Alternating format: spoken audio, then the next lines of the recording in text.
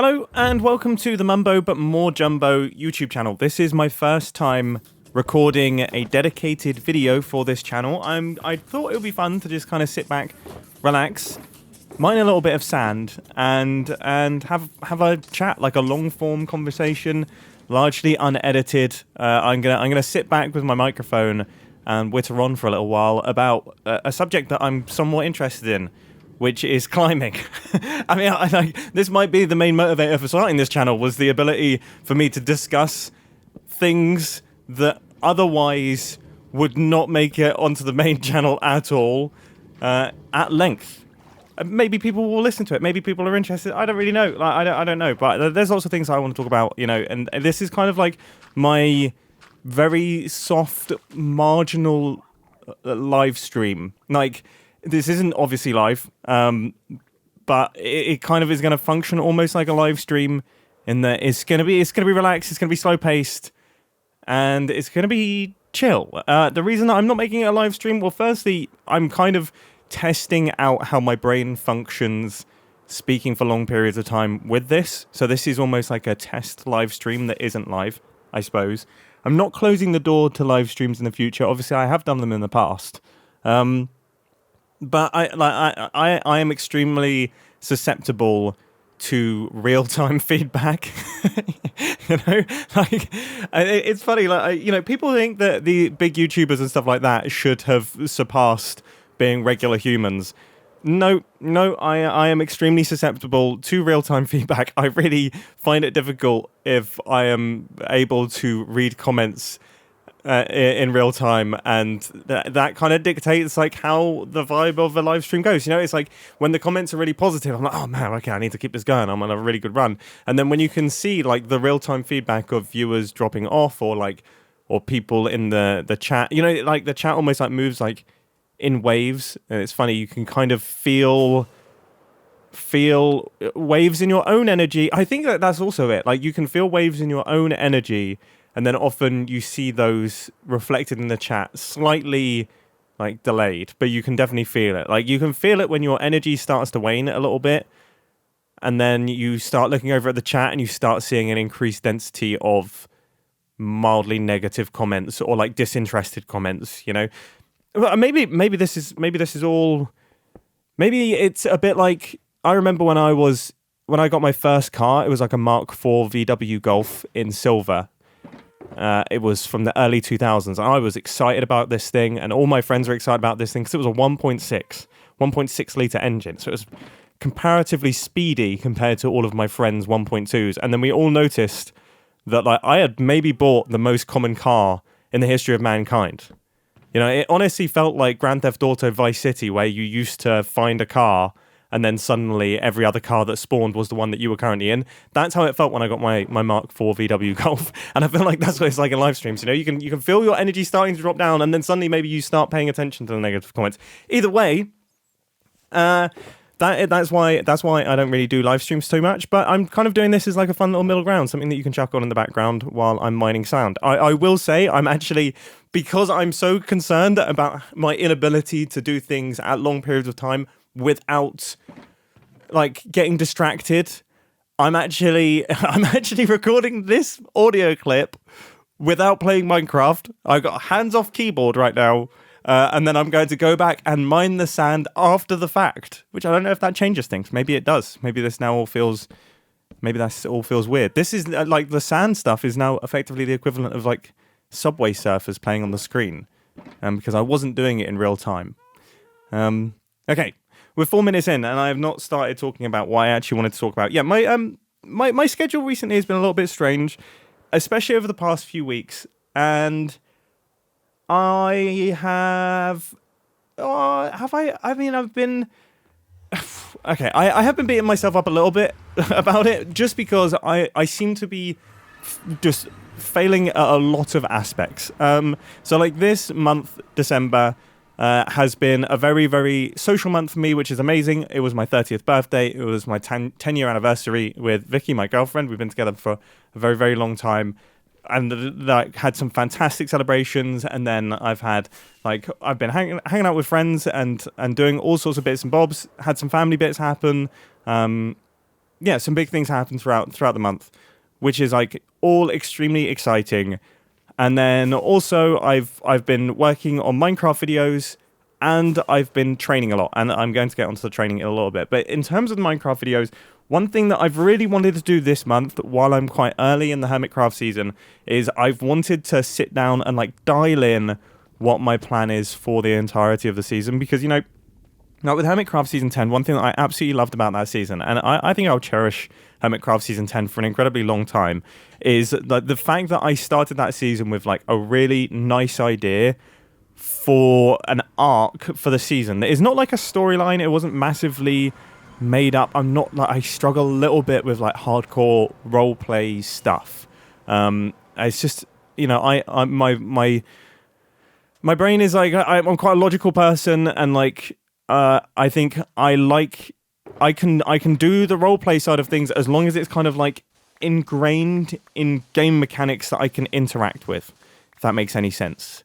Like, as long as I can role play and mess around with storylines in a concrete way in Minecraft, then I can make it work. Like, I can deal with builds, and I can deal with, like, you know, ascribing storylines to Minecraft builds, and I can deal with like telling the story or building universes, like world building, things like, you know, like, for example, a great example is like my town, right? Like none of those people in those businesses actually existed, but like you can put them into the builds, and as long as I can build a story around a structure, I'm fine. I struggle a little bit more around like social storylines, right? Like the ones that are around about conflicts and things like that. That's just me personally. So that's one thing I really liked about Hermitcraft Season 10, is that I had like this overarching storyline arc that was actually very heavily intertwined with the things that I was building, and gave like a strong motive for every creative decision that I was making. So, you know, when I was building up the town, like there was a really good reason why I was building the town, and it's like a dual reason, right? Because the reason that I needed to build the town was because that was my sorting system, is my storage system, is where all my items are going to go, which is like the thing that you interact with most in Minecraft, right? It's like that is where you spend your time the most. And I think it's really cool that I actually managed to make something out of that outside of just like a chest room, because, you know, if you actually sit down and watch a Minecraft Let's Play, look how much time the person is spending in their storage room. Like the heart of the base is the storage room, and I think I did a good job giving like what is essentially like a very decorative area a lot of meaning, both in Minecraft and in the storyline itself. That's actually not something I'd thought of, and that may change things. That may change my plans going forward, because actually, yeah, that's something that I should probably try and achieve in this season as well. But regardless, yeah, that's what I've kind of been working on over the past few months. As I say, like Hermitcraft Season 10, I felt really, really good about, because of the fact that I had done that, and I had that from the get-go. With this season, I did have, and I do still have, it's the same idea, I still have like a good idea of how I want this season to pan out, and my motivations for doing things, and my ideas behind certain builds.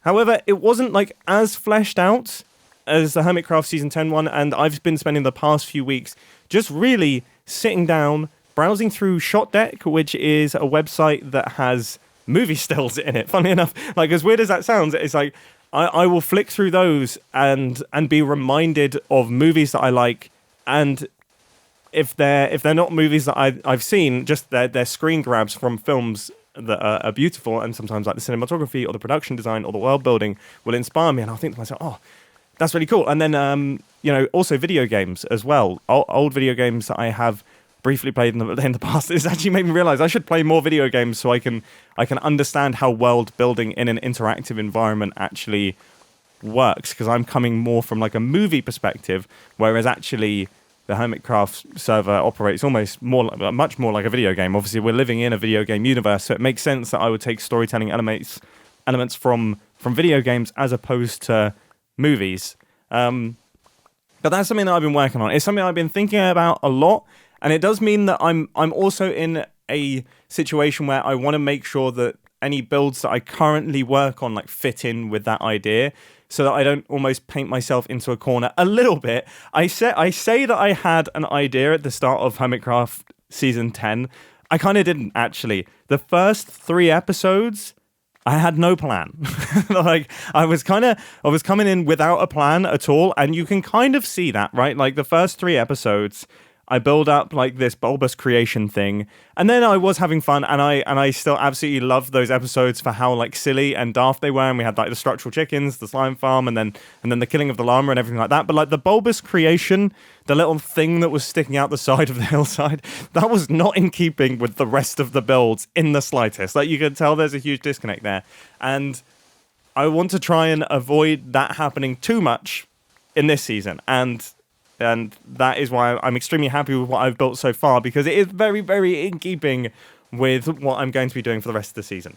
So that's where a lot of my attention has been focused. I've been putting in like really long days and just writing in notebooks and like really fleshing things out and getting my ideas sort of formulated. And it's been so fun. It's almost like I've been doing concept arts as well, very similar to how I did in Hermitcraft season 10, and just like doing a little bit of graphic design stuff. Working out, the graphic design for certain sort of, I can't help myself. I don't know why I have an obsession with like corporate megacorps. Like, I really don't know why. Like, maybe in a different universe, I should have done graphic design for some like boring industries. You know, like maybe that was actually my calling. It's just like really neutral, aggressively neutral graphic design. But like I've been playing around with it, and I've been coming up with names and concepts for certain things that are going to come down the line further on from like my starter base area. I'm kind of viewing my Hermitcraft season 11 world at the minute in almost 2 phases. I've got like all of the stuff that are around the wheat fields and the side that is more me. And then almost a bit like what we had in Hermitcraft season 10, where I then had like the surplus megacorp, which is kind of like that is an external entity, I suppose, and that's going to be coming down the line. Probably on top of the Cherry Hill, and that's going to form more of the focal point of my base, I say. And I'd say, like, I kind of don't want to give away too much, but I think there's going to be like a small return to like. How much do I say? I mean, like a marginal return to like monolithic style structures, but very much mixing my more recent build styles with the idea of like monolithic structures. I'm excited for it. Like, I'm excited for it. It's something that I've been kind of drawing out and like planning out how the macro scale is going to be. I think it was B-Dubs actually that spoke about different. What was it? What did he refer to them as? It was when he was working on Impulse's City, and he was talking about like different. The word is escaping me, but it's like different views of the base, effectively, and you've got almost like view number 1, close up. Like, that's important. We need to focus on that. We need to make sure the details look good. View number 2 is like the medium close, where you can still make out details, but you're taking in the entire structure as a whole. And then you've got like view number 3, which is the entire composition of the build and how the build fits in with the other builds and the environment around it. And it's less about the details, it's more about like macro color, so large scale gradients, and also how it fits within the composition. I really like that. And I'm kind of at that level right now. I'm at level 3, where I'm just thinking about what will the shape of the build be, how will it interact with the landscape around it, how will it interact with my builds that are currently going to be sitting in front of it, and stuff like that. And then down the line, and I think, like views 2 and 1, if that order makes sense. I forgot what order I did the numbers in, but the medium close and the close up, those are the ones that I want to work out in real time on the Hermitcraft server, because they're easy to mess around with and they're easy to experiment with. Whereas view number 3, it's quite important that I nail that first try, because it's really hard to change it if I mess that up. And I do not want to get a reputation for rebuilding everything that I do on the Hermitcraft server. Every single episode I've done so far this season has involved me redoing a large proportion of what I did in the previous episode. And annoyingly, having seen what Exuma's done with his farms, and how ruined my wheat field is getting by people running on it and by things spawning on it and just it being trampled, I think it will look much better if I segment that much more with paths and break up the crops a lot more and add fences and all that sort of thing, which means I will have effectively built my entire area twice. So that's going to be enjoyable. But yeah, I'll probably do that when I do the large-scale terraforming around my base area. But yeah, that's how what I've been doing on the Minecraft site. And it does mean that I am. Yeah, I mean it's hard. It's difficult because arguably, I can't remember when I heard this, but I can't even remember how exactly the saying goes. But like my main goal as a YouTuber is to make YouTube videos. Like in theory. Like, I think it's a saying, it's like, don't forget that the main thing is the main thing, right? And it's like, in theory, the main thing that I should be doing is working on YouTube videos and making the YouTube videos. But there's now a lot of extra stuff that I want to do surrounding the YouTube videos that technically never actually sees the light of day, that I am finding a lot of value in. But it does mean that I am... Over the past couple of weeks, I've spent a little bit more time off the server than I would like and a little bit less time making videos than I would like. That's where I'm at, and I think I'm really excited post-Christmas, after this next sort of batch of family and social bits and bobs are done. I'm really excited to actually get onto the server and actually start getting all of these builds and all of these ideas actually into play. And hopefully it'll be pretty obvious that I'm coming in with like a solid direction and a solid set of ideas that I can really share with you. So that's that. Now, a huge amount of my time at the minute, and it does feel like a luxury. It's definitely a luxury. Like I am spending an enormous amount of time training at the minute because I have some pretty big climbing goals coming up in the next year. So yeah, just like a short history for those of you who don't know, I'm quite big into climbing. I think I got into it probably about 3 years ago now.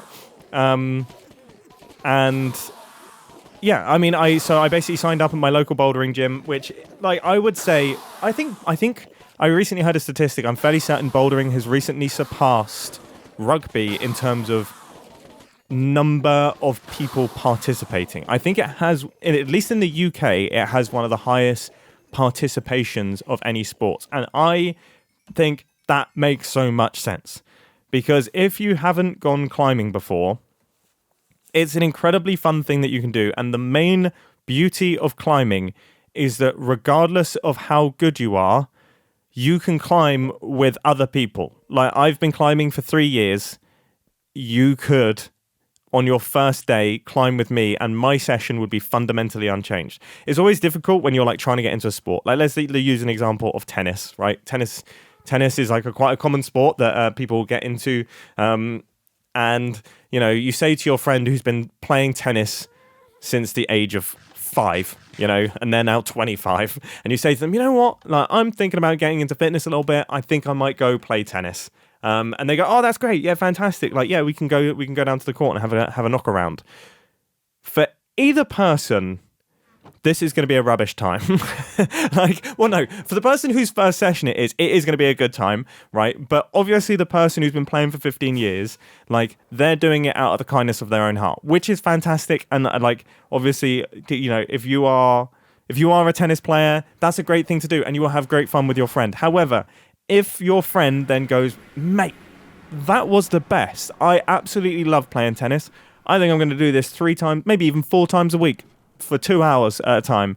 Your friend, like the person who's been playing tennis for 15 years or whatever, 20 years at this point, they're in a tricky spot because they then might have to, like, unless they suggest, oh yeah, you should join a club, you should do other things. If they say, oh great, yeah, let's meet up tomorrow, and that continues, like they are going to be continuously playing that are spending a lot of time not really training their sport to the maximum of their ability, which again is fantastic if you're doing it casually. Like, obviously that doesn't matter, but if that person cares a lot about their tennis and cares a lot about improving, then they are effectively doing what is known in the industry as like junk miles. They're doing a whole lot of training volume that isn't really even registering as training volume, and like they're kind of stuck, right? Whereas climbing is very different to that. I could literally have a climbing session with Toby Roberts, Olympic gold medalist from the UK, and I can have a training session with him at an indoor gym, and he could be working on some ridiculous V14, 8A plus kilterboard boulder problem, and then I could be working on my piddly little, V2 or V3, and but we can be together and we can chill and we can chat and we can have a nice session. Like that is the beauty of it. It's why I think that bouldering and everything like that is so fantastic and so good for participation, because it's just so welcoming. Like, it's such a welcoming environment. It's so fun. It is fitness related. Like, you do get fitter throughout doing it. It is strength related. But that's not really the primary goal, which I think is cool. It's not like going to a spin class or going to the gym, for example, where it's all performance orientated. You can kind of take it as seriously as you want to and not feel like you're wasting your time, right? Like, like using the gym example, it's always tricky. Like, if you're super into the gym and then you invite a friend to come along who's not so into the gym, like that can also affect things, right? Like, that can affect things for both parties. One person thinks that, oh my god, this person's so boring, like I don't never want to go to the gym with them again. The other person thinks like, oh, I wish this person would take the gym seriously, like I'm never going to the gym with them again. Like, that doesn't really happen so much in climbing. You can take it as seriously or as unseriously as you want to take it. So that's why I really like bouldering, and that's how I got into it. Local bouldering gym.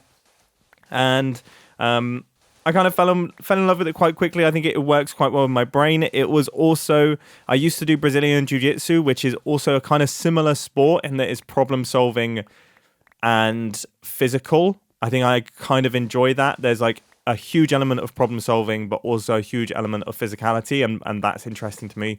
But then during COVID years, obviously Brazilian Jiu-Jitsu is about as close contact as you get, so I kind of fallen off that.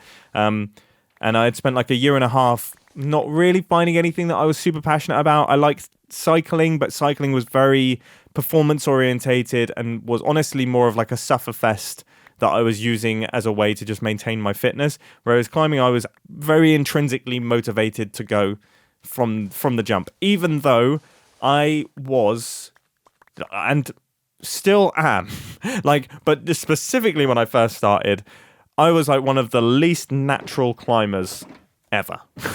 Like, genuinely, I think when it comes down to it, I can't think of anyone that has started climbing worse than me. I was so rough. Like, I think, well, I guess, like, if I was to try and summarize to myself why, which is not something I've really thought about, when I started, I'd obviously spent like a year and a half exclusively cycling for fitness, which meant I had no upper body strength and all of my weight and strength was in my legs, which no matter what climbers tell you, look at any climber, right? They got little noodly legs, okay? It's, they are skipping leg day on purpose because it is better for performance. And yes, leg strength is important for certain moves, and yes, like heel hooks and maintaining body tension is important, but like once you can do a pistol squat, then you don't need any more leg strength, and training legs would be completely pointless. So all climbers have piddly little legs, and I was not coming in with that. I was coming in with some big old quads, big old buttocks, and that wasn't ideal. I had no upper body strength. Super genetically weak fingers, which is not ideal. I'm also 6'4", 6'5", which no matter what people say, I think once you're that far outside of the bell curve of height, becomes a problem again. It's a weird thing about climbing, but I would say there is, I mean, again, look at all climbers. Like, if being really, really tall helped climbing, it would look like the NBA. It does not. In fact, climbers on average are incredibly short. Adam Ondro, who is one of the tallest climbers, is 6 feet, and he himself admits largely that is because he has a long neck. And I'm that's not me saying that. I personally don't think so. With that being said, I would say, yeah, his neck is definitely long, like on the longer end of the spectrum. He probably has the body of a 5'10" person, but then yeah, there is maybe 2 inches is quite a lot for extra neck length. That's me being harsh. Either way, all right, he's on the taller end, and he's 6 foot. All other climbers pretty small, especially boulderers, because so much of it is based around obviously your power to weight ratio and also overhanging stuff, and finger strength, right? Like if you think of finger size, like a pad of one of my fingers is quite big, like, so if I'm holding onto a small hold, a really small hold, say it's like 10 millimeters or something like that, like for me, that's maybe like a quarter of a pad, like a quarter of my end fingertip pad.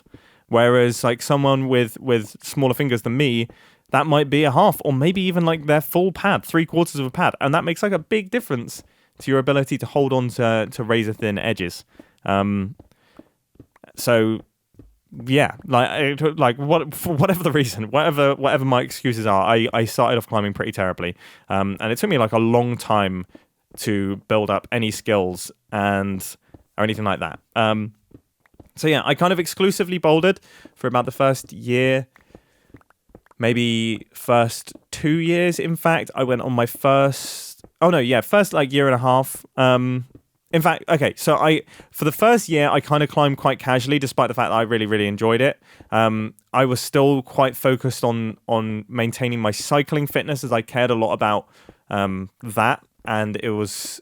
I've spoken about my health stuff in the past and like food stuff. Like it was a way that I was using to kind of control my food intake, essentially, or like not necessarily my food intake. It was a way for me to control my weight, I suppose. I was using it as a way to burn calories efficiently, which is something that I've kind of distanced myself from, even though I am going to get on to talking about the fact that I'm doing absolutely insane training volumes.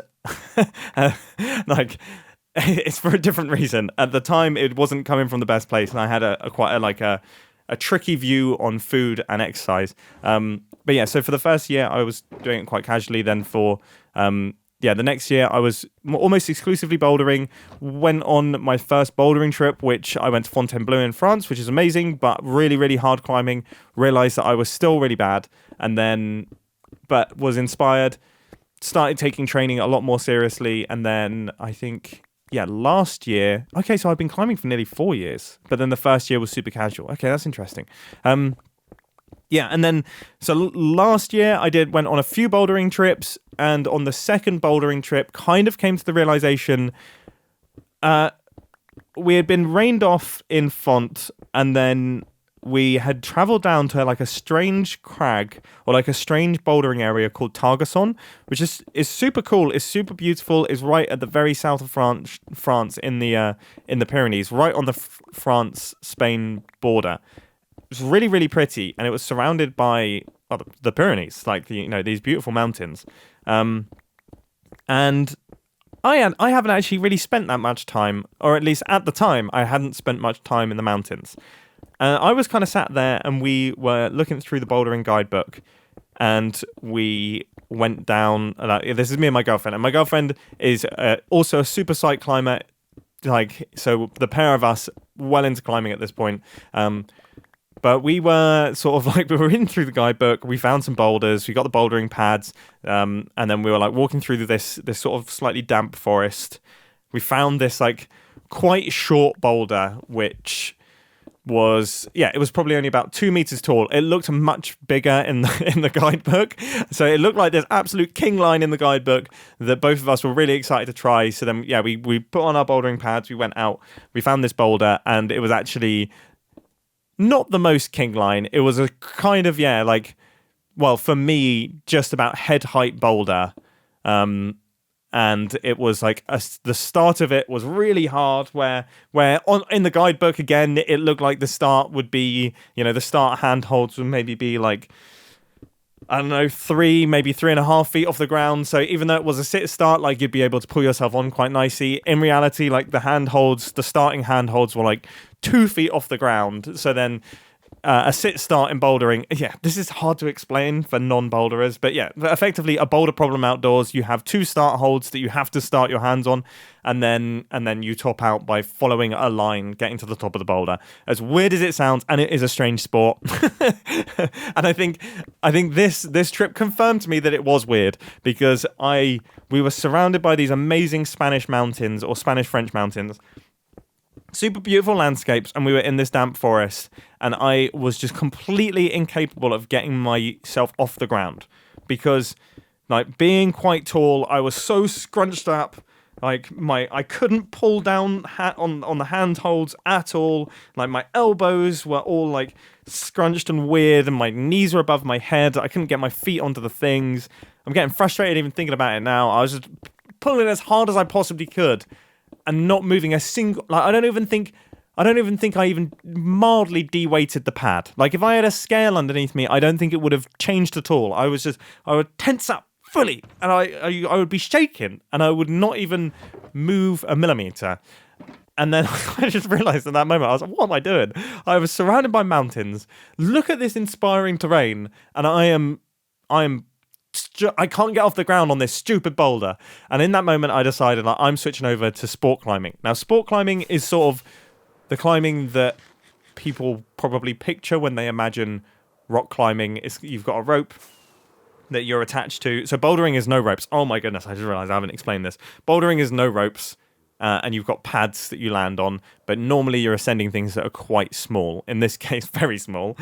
Sport climbing, you have a route up, like normally you have fairly vertical cliff face, and a single pitch of sport climbing is generally between 15 to 30 meters long.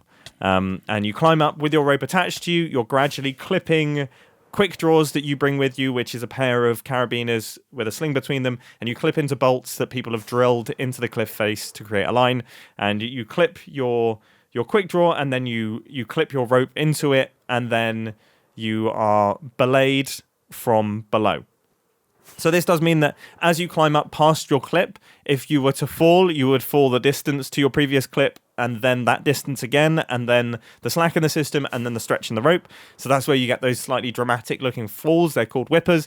They're quite scary. But otherwise, it's a pretty safe form of climbing. It's, despite what the movies will have you believe, your rope is very unlikely to cut. Your bolt is very unlikely to explode out of the mountain.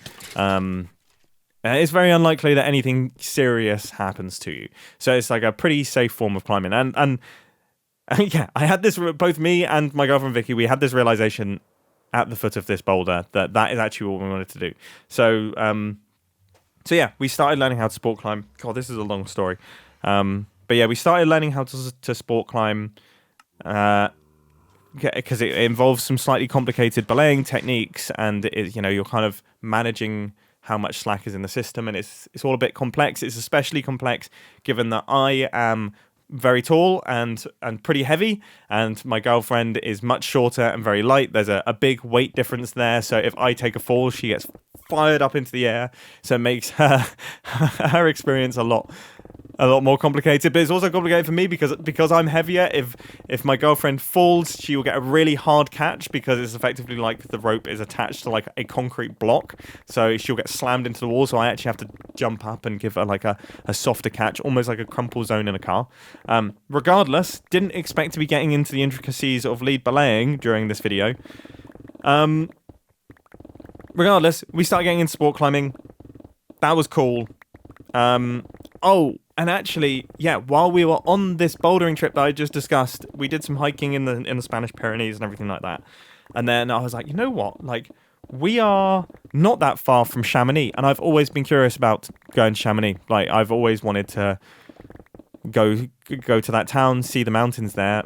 And shall we go there for a few days, do some hiking instead? There was rain coming in, so we weren't going to be likely to be able to do any climbing regardless of what we wanted to do. Shall we just go hiking about in Chamonix? That seems like a lovely location. We went there and I was just like, whoa, because, like the Mont Blanc sits over the town, which is 4,800 meters tall. I'd never seen a mountain of that scale before. I'd just never been in landscapes before that force you to have your head at like a near vertical angle to take them in. And I'd never been to a location that has like permanently snow-capped peaks, right? I was just like, wow, everything is insane. Obviously, as a photographer, I was super inspired by the landscapes and was just taking 1,000 photos a second. And even though the rain, like the weather was terrible, it was raining almost the entire time. The little glimpses that we did get of the mountains, I was inspired. So I had gone, and like coming back from that trip, I was like, well, I am no longer a boulderer. I no longer want to pursue bouldering anymore. What I really want to pursue is sport climbing so that I can learn how to do multi-pitch sport climbing, which is like, as I say, a single pitch of sport climbing is normally about, up to about 30 meters long. Multi-pitch is where you then stack all those pitches up together. So then, your partner comes up to meet you at the top of the climb, and then you continue climbing sort of back and forth. If you've ever watched something like the Dawn Wall, that's what they're doing. They're trad climbing, but yeah, it's effectively multi-pitch climbing, and that's how you can ascend these massive cliffs and mountains without having to bring thousands of meters of rope with you. You only have sort of 70 meters, but you're gradually using it. And I was like, yeah, I want to learn to do that, and then I want to learn, and I want to get fit enough to climb mountains. And yeah, from that moment on, like that has kind of been my goal. So I've been training predominantly sport climbing, and then this year I've spent a lot of time out in mountainous environments training up, and I've done some Scottish wintry bits. So Scotland has got this awesome style of climbing called Scottish winter, which, because Scotland gets the most insane, rugged, wintry conditions, and everything sort of freezes over, kind of Arctic style almost. For a few months of the year, the mountains just get super gnarly, and there's like, Scottish winter climbing is just basically throwing yourself into this rugged environment and finding cool routes up these faces and these mountains. Been doing a little bit of that. Started that last year, and then did some Alpine autonomy courses, learning how to actually operate in the Alpine environment. So walking on glaciers, crevasse risk, working out how to cross crevasse fields in a safe fashion, what to do if you fall into a crevasse, how to self rescue basically, and then also how to climb efficiently in Alpine terrain where the risk management is a little bit different, because as I say, sport climbing is largely like quite a safe style of climbing. Alpine climbing, there is safety in speed, so you're making risk assessments a lot more often. You very rarely have to do a risk assessment in sport climbing, whereas with Alpine climbing, the safest way to possibly do things is normally quite slow. And speed is safety in the Alpine because throughout the day, snow begins to melt. So then you're introducing avalanche risk. And, if you're crossing a glacier in the afternoon, snow bridges that were previously solid in the morning may have melted slightly, which means your crevasse risk increases and your likelihood of falling into a crevasse your likelihood of falling into a crevasse increases. So it's like those sorts of things, you're against time, basically. And that's why you are making judgment calls as to, okay, what is my likelihood of falling in this situation? What would be the outcome of a fall if I did fall? Like, am I just going to sort of like, is it going to be embarrassing? Am I going to like stumble a little bit down the hill and everyone can laugh it off? Or am I going to take, a 3,000 foot fall down into like off the mountain?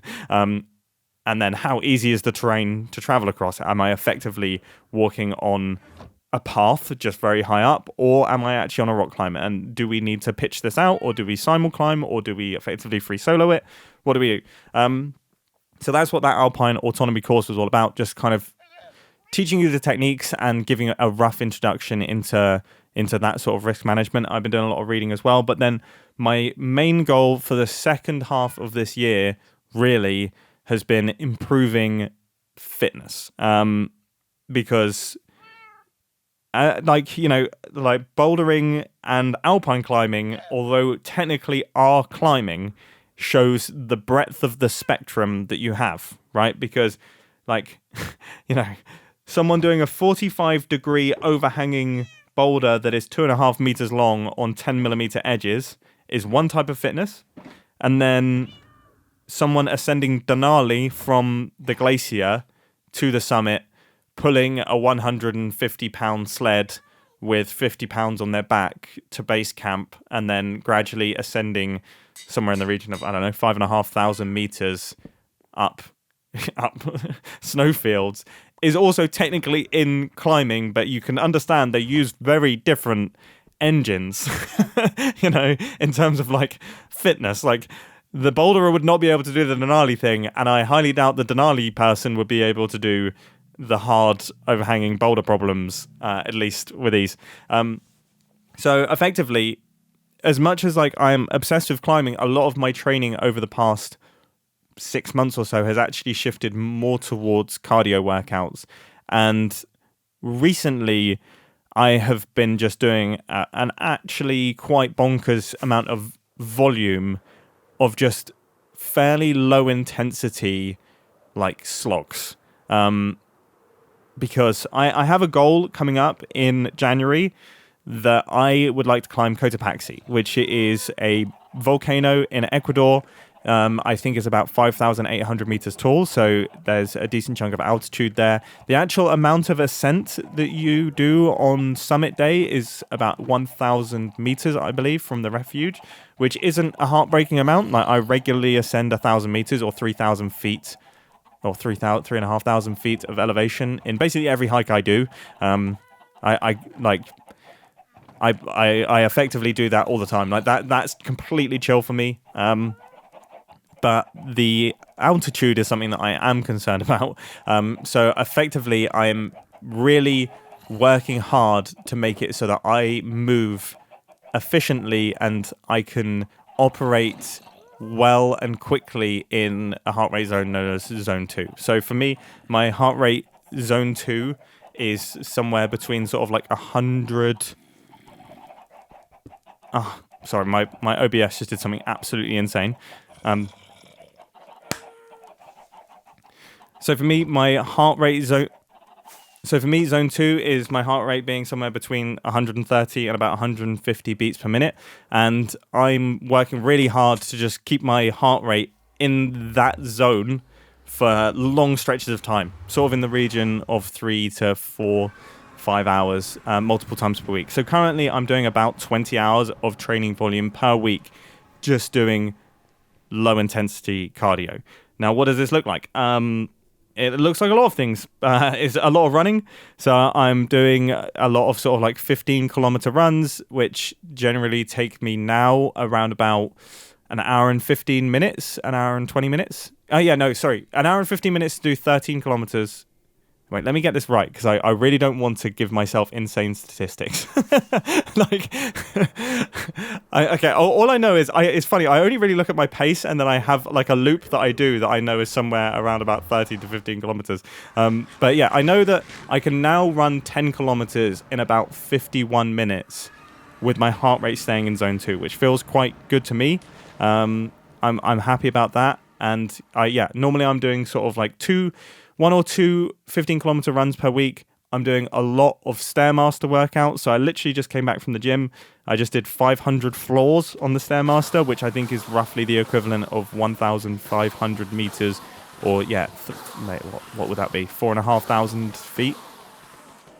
Aroundabouts. 4,500 feet, maybe 4,800 feet of elevation.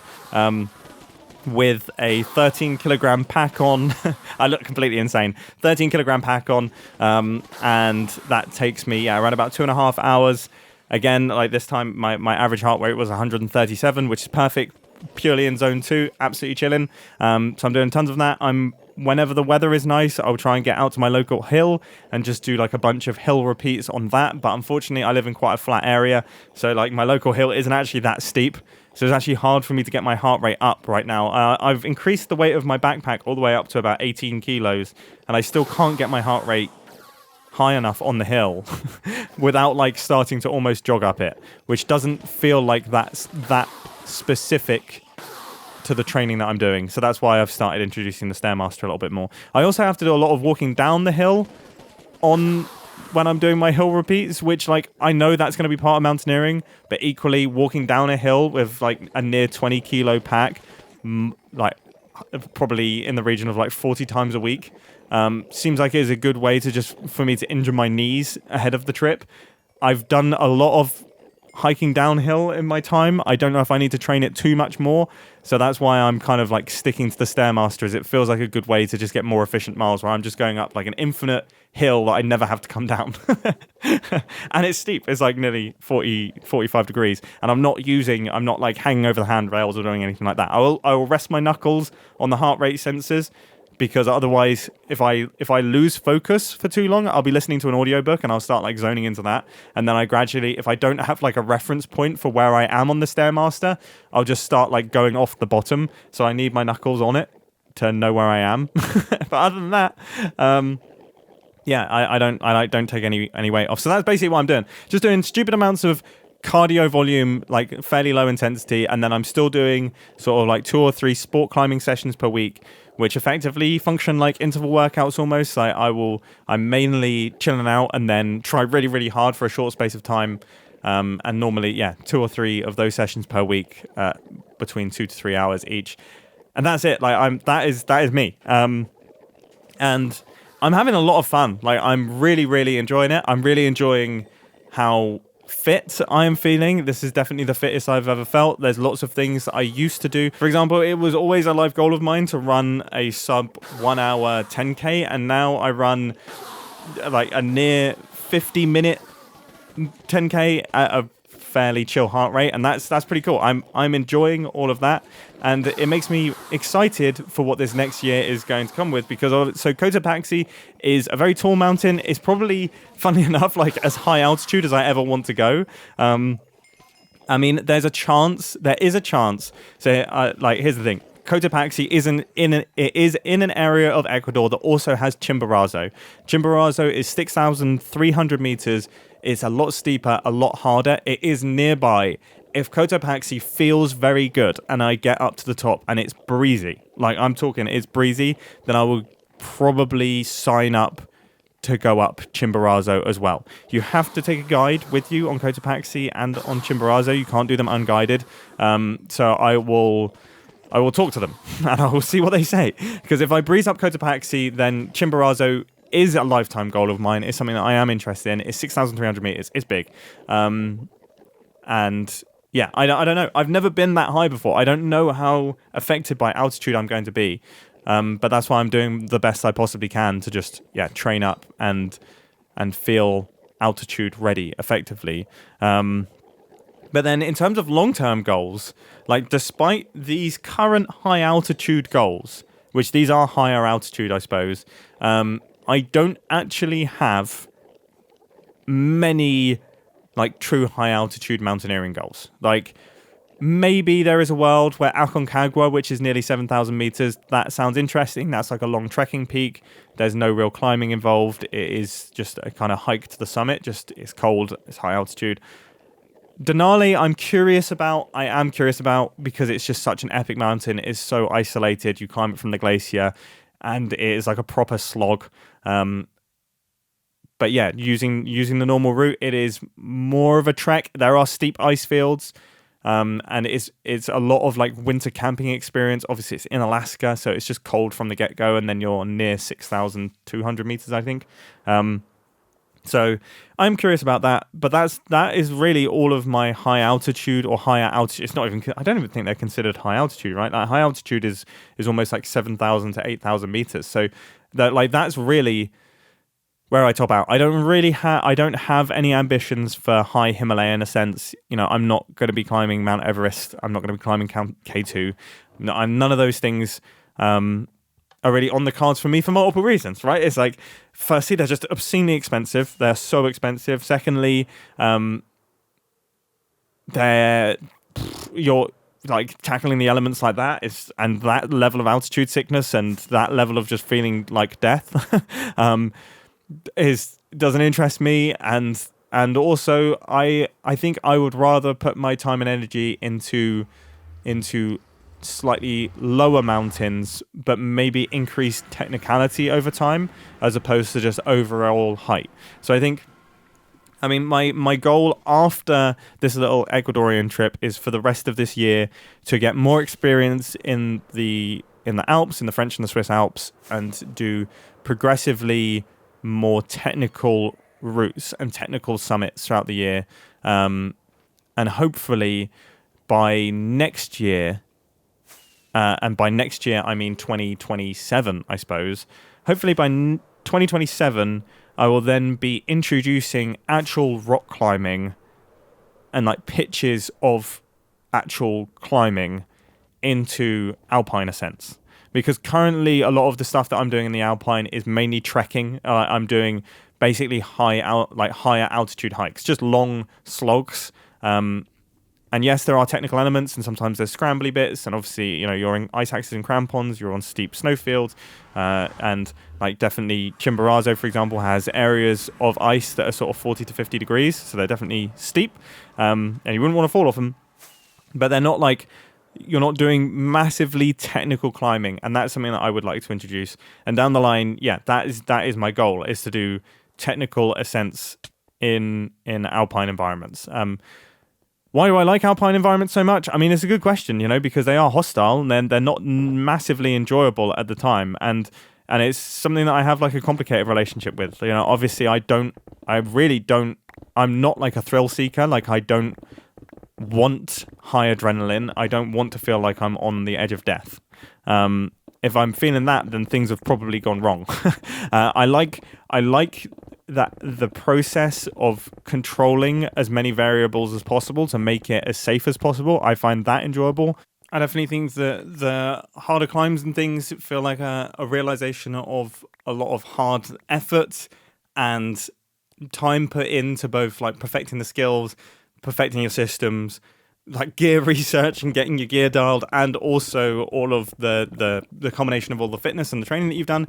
That's pretty cool. But honestly, like, as someone who is incredibly visual and absolutely loves the beauty of light and the beauty of composition and environment, these places are just the most outrageously beautiful places I've ever been.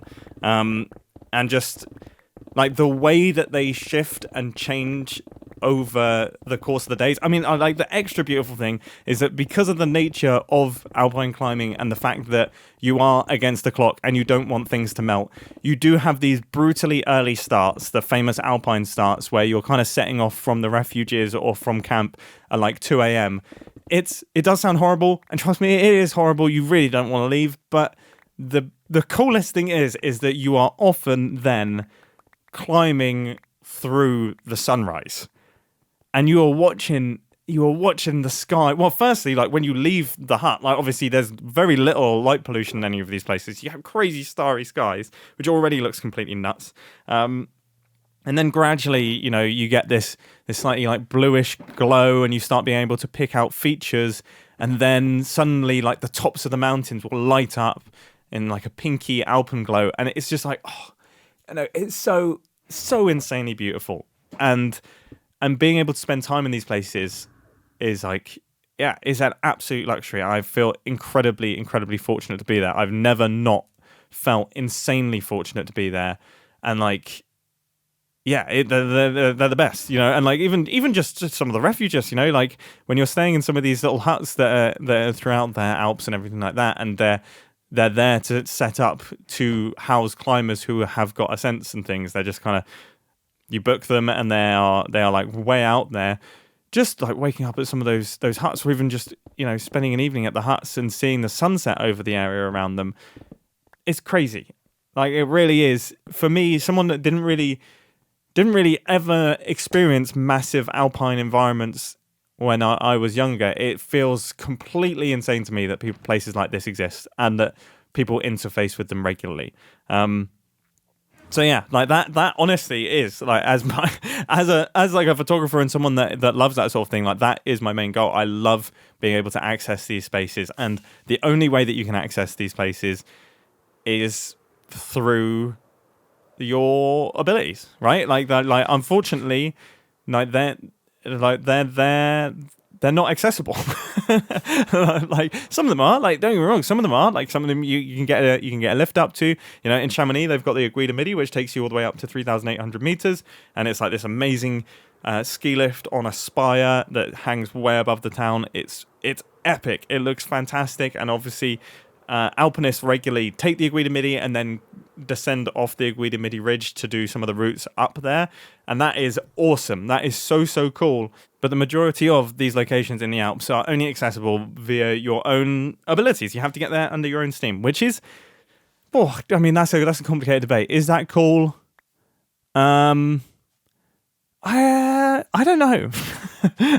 I mean, it is cool. It is cool. I mean, it's like that's complicated because on the one hand, I absolutely want people to be able to access and be able to see these things. And I'd like that to be open to everyone. But then it's like completely unfeasible to a certain extent. So just the nature of it is like that. And without completely destroying the whole thing, it wouldn't be possible. So I guess, yeah, in some ways, yeah, I will stand by it. I think it is cool. And yeah, and it's enjoyable. It's an enjoyable hobby. It's something that I absolutely love. It's something that I'm incredibly passionate about, and it's something that we're looking to kind of gear our lives around going forwards. Like that is another thing that has been.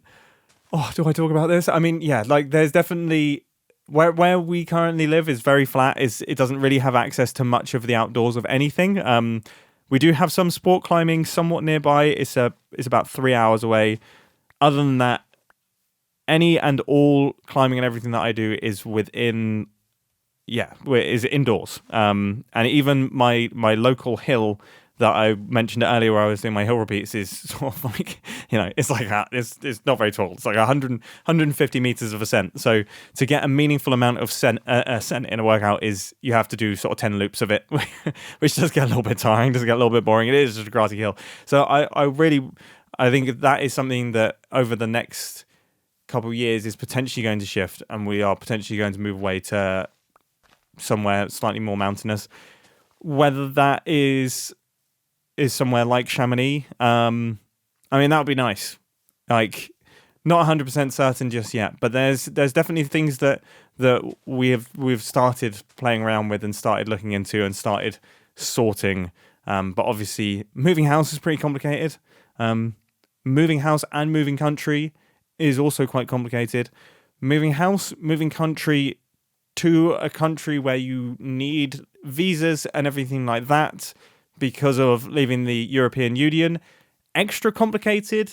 And then moving house, moving country, trying to get visas and everything, and also you're self-employed. That's really complicated because it's not like you have like an employee or anything like that is sponsoring the trip or is going to be able to say that you will be able to have X amount of resources or anything like that. It's you have to kind of prove everything, and you have to really, yeah, you have to present all sorts of business plans and everything like that, and it's confusing. But that is something that is on the cards, is a potential move into the mountains, at least temporarily. I don't know what the future brings. I don't know if I would live out there, if we would live out there forever. But I think it would be cool for a period of time to actually live in a place like that. Partly because I love the environment. I love being around that.